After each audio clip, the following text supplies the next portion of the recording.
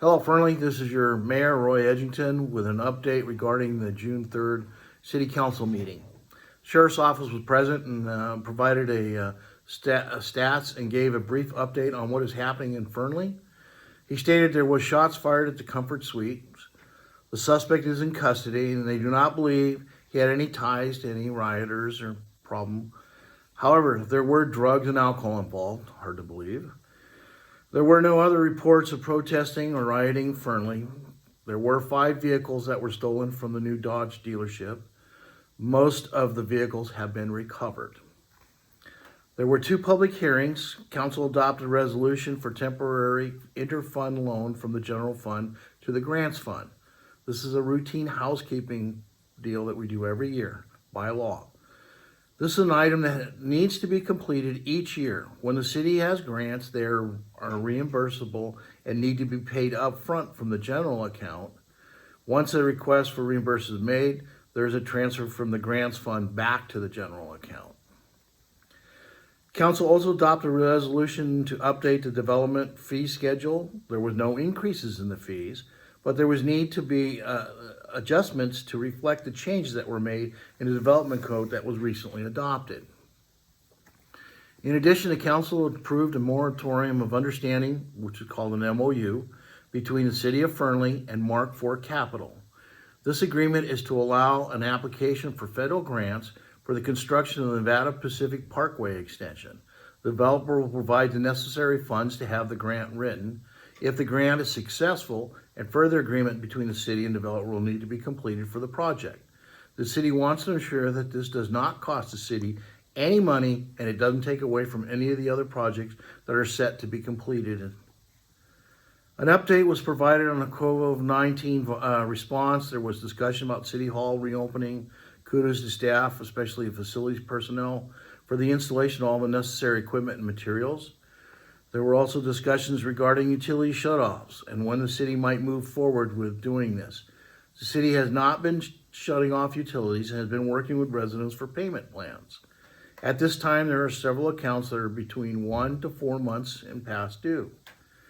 The council directed staff to work with customers at 3 or more months behind to get a payment plan established and to move forward with shutoffs as of August 1. We are making sure that this is in compliance with the governor's directive. Again, we ask that you work with us, call us. We still have people who have not bothered to call and just not made their payments. You need to call us and we need to make sure that we come up with a fair plan. Council adopted a resolution for the updated personnel policies, which includes some format changing as well as emergency sick leave and emergency family leave that came forward as a result of the recent virus. Shannon will be providing the information to staff and an acknowledgement will be needed to be signed by each member of the staff. The council adopted a resolution allowing the FCTA to establish guidelines and timelines and determine the amount of money that can be used to grant funds to local businesses impacted by COVID-19. The FCTA has a meeting scheduled for June the 11th in the evening at 5 to discuss this further. As these guidelines are established, more information will be provided to the public. In order to comply with the governor's Phase 2 guidelines of limiting gatherings to 50 people or less, city council meetings will continue to be closed to the public. However, the meetings are live streamed on the city's webpage and the public can continue to participate in public comment by doing either sending a letter, which we'll read into the record, or by emailing cityclerk@cityoffernley.org. Again, during a meeting or before the meeting, if you email cityclerk@cityoffernley.org, we will read whatever statement you wish into the record. The next council meeting is scheduled for Wednesday, 17th of June at 5 p.m. Again, thank you for your time. Please stay safe and healthy. In addition, it has just recently come to my attention that next month, we're going to start to see some construction on 95 from the traffic light to the high school. They're putting in a path for the kids to walk. In addition, there'll be changes in the street.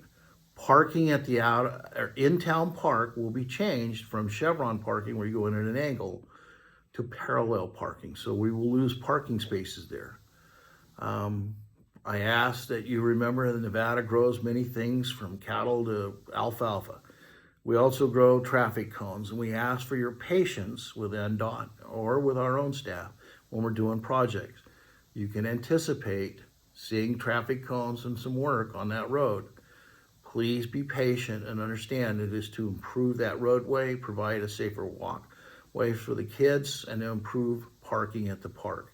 Yes, we will lose some parking spaces, but it will be a much more improved area. Again, I ask that you be patient. It's cone time. Everybody's seen the orange cones. So thank you for your time. Please be safe.